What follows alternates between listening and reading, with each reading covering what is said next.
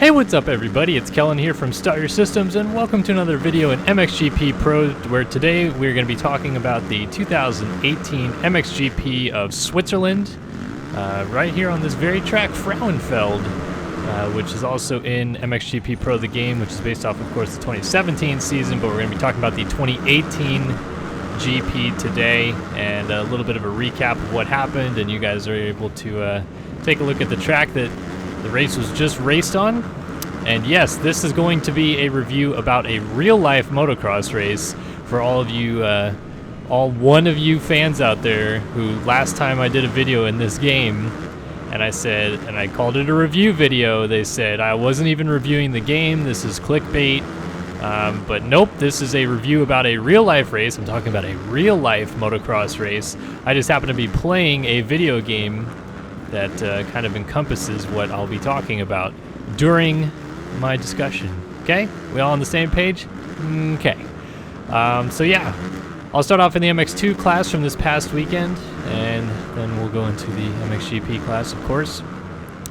But MX2 was a what I felt like a bit of a resurgence from Paul's Jonas. Oh my goodness, I'm just gonna crash this whole video, huh?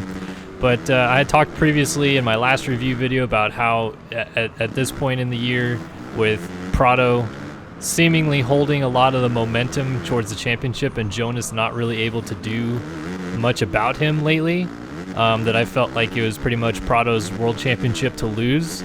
And then Jonas kind of responded this week, not massively so to the degree that he won, because Prado did still win, but I mean Jonas did go 1-2. He finished second overall. Prado went 2-1, but it looked like a more improved Paul's Jonas overall, kind of slowly kind of getting back to that last year championship speed that he had. And I hope for his sake that's a positive sign. It might be a little too late, because he was losing, you know, chunks of points hand over fist to Prado there for a couple weeks in a row, and now that we only have, what is it, 3 rounds left to go, three or 4 rounds left to go, I mean, if Prado can kind of just mail this thing in just a little bit and pick up podium after podium, I don't think Jonas can do much about it. And either way, it seems like Prado's still capable of beating Jonas when they square up against each other. Jonas definitely made him work for it this past weekend, which was enjoyable to see, but I still think that you know, on paper they're kind of even right now, if anything, speed-wise, and oftentimes those two start up front, so it's kind of a catch-22 depending on who's feeling good that day or even in that moto. And it was cool to see Jonas get kind of back into the groove, is what I'm saying. Like, you know, it'd be a little bit of a bummer if he just kind of went down in this championship without a fight after winning the world title last year and clearly being one of the best guys most of the year so far, and then fading off that bad at the end would have really sucked. So hopefully he makes it interesting. I still trip out every time I see Jorge Prado get interviewed, because I mean, I know the dude's young. I think he's still 17, maybe 18 years old, right? And so I get it that he's young, but gosh, it's like so young. He looks like he could be 14 still, probably even younger than that, and it just blows my mind that he's as good as he is. Like, he's as consistent and fast and smooth and matured and everything. Like, honestly, in my opinion, a future star in the making at this point, because if he's still as young as he is and doing the things he's been doing this year, consistently getting better, not making, you know, massive mistakes, and for the most part he doesn't seem to crash like big time or anything like that, which is really kind of like unexpected for a 250 youngster. Like, when you're 2 or 3 years into your GP careers, when you finally start figuring out how to not crash, or even, you know, in the American side of things it's the same way. But I don't know, I don't feel like I see Prado yard sale very often, and so far, even if he does, he doesn't get hurt that often, so that's a really big plus side that he has going for him, and I think he's got a pretty darn bright future ahead of him, if I do say so myself. But championship-wise, I do still think that this is his coming down to the line. A couple key points to hit on in the MX2 class from this past weekend was a bit of a bright spot for Marshall Welton, who's American, and put in a couple good rides. I think he ended up going, I want to say it was 10 9 or 9:10 for 8th overall.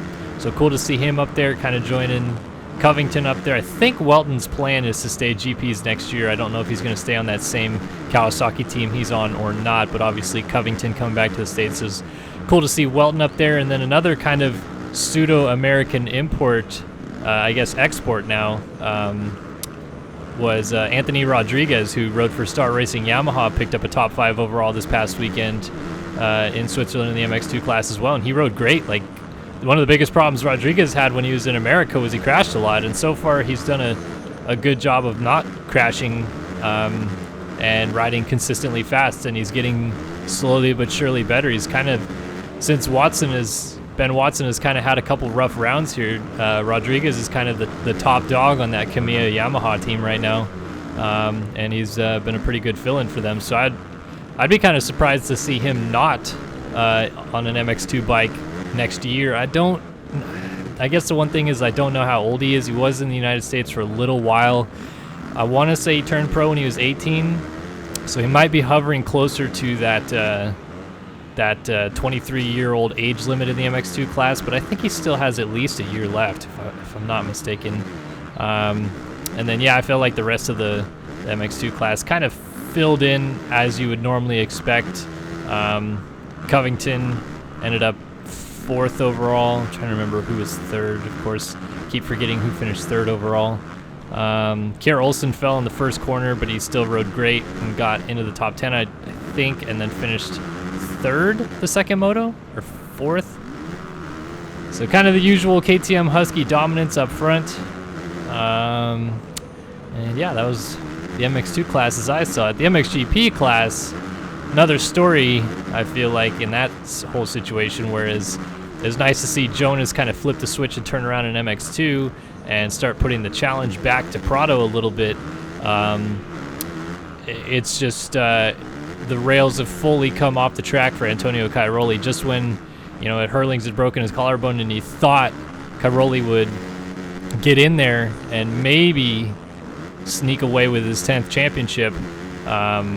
Didn't work out that way. Then he injured his thumb in Indonesia, and then since coming back from Indonesia, it's just kind of not worked out, and then he crashed pretty hard in the first moto here in Switzerland on a weird single. He just kind of stalled the bike out, must have dragged the back brake too much and stalled it on the takeoff, and then just augered in over the other side of it. Not a very particularly high-speed crash, but it sounds like he may have done some damage to his shoulder. Was going to get a checkup this week, and we are kind of still waiting the report back on whether or not he's going to be good to go this weekend in Bulgaria or not. But definitely a huge championship blow regardless, because he was only able to muster an 8th in the first moto and then a 6th or something in the second moto. I think it was 8-6 that he went. And overall ended up outside of the top 8. That's how kind of skewed everything else was. And so Hurlings, who ended up going 1-1 as kind of was expected on this track and the way he's been riding lately, just opened up that championship gap that much more on Cairoli now. And with Cairoli still nursing the thumb injury and now potentially a shoulder injury, all signs point to Hurlings walking this thing home in the final few rounds. And locking up his first MXGP title, which I think has kind of been a long time coming, of course, but kind of a bummer that it may come to him a little bit easy. And at this point, or I wouldn't say easy, it's not easy necessarily, but the fact that Cairoli couldn't give it, the fight that he probably wanted to give all the way to the finish line here is going to be a little bit of a bummer for not only fans but Cairoli and all that business. Good news for Hurlings, I suppose, because then he can kind of, like I said, walk this thing home a little bit. And really, I feel like the only thing that's going to beat him is himself, which has kind of been the case most of the year anyway. If he crashes and digs himself into a hole, it's when Cairoli's been winning. And if he stays up, he can usually come through the field and catch Tony late in the race and pass him. So unfortunately, I hope not that Hurlings doesn't injure himself, but if he does, that I think would be the one thing that would stop him from winning this world title at this point, because I feel like he's pretty much got it under wraps. I mean, he's got a 58-point lead, and Cairoli's nursing an injury, and pretty much everybody else I think is already like mathematically eliminated. Those two guys are that far ahead of the field, so Looks like it's Hurlings to win. Behind him, he went 1-1, and I think behind him it was Fevra going 5 or 4-2 for second. Or Desal may have gotten second. It was Desal and Fevra, I believe, on the box with him. And all sorts of other chaos behind that. Anstey fell in the first turn, or not fell, but he got knocked off the track in the first turn of the first moto. Came through the field and got up to like 6th or something. I mean, he was flying through the field the whole race. And then what other big things happened that I can remember from that one? I don't know, pretty standard race. I don't like this track, if I'm being completely honest. Nothing against like Switzerland as a country. Like, I don't think that the country's terrible or anything like that, but this track is just atrocious to me. This isn't real motocross, in my opinion. Just literally in a parking lot, it seems, they built this track, and no real hills incorporated. They go up into a hill like once on the track, and it's kind of, I don't know, kind of lame, but whatever.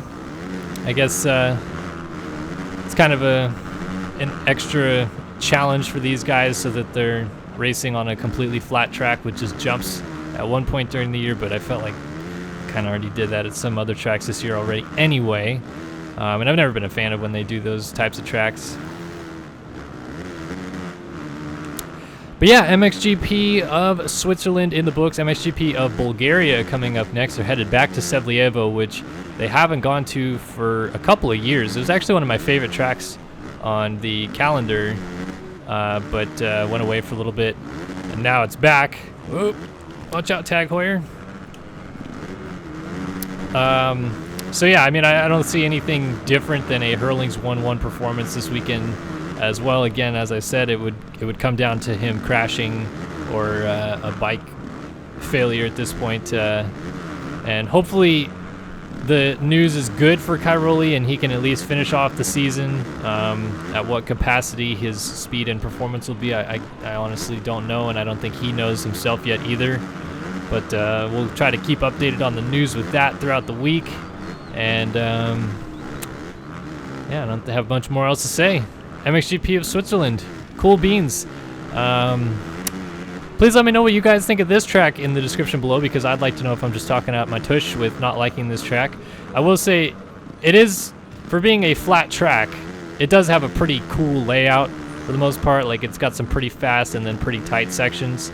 The track itself this past weekend, it felt like it was almost kind of Americanized a little bit, where it looked like they ripped it really deep, which is uncharacteristic for MXGP. They tend to leave tracks pretty hard and notchy, but some of the ruts in the corners this past weekend were ridiculous. Like, they're dragging the shrouds, it seems like, through some of the corners with how deep the ruts were.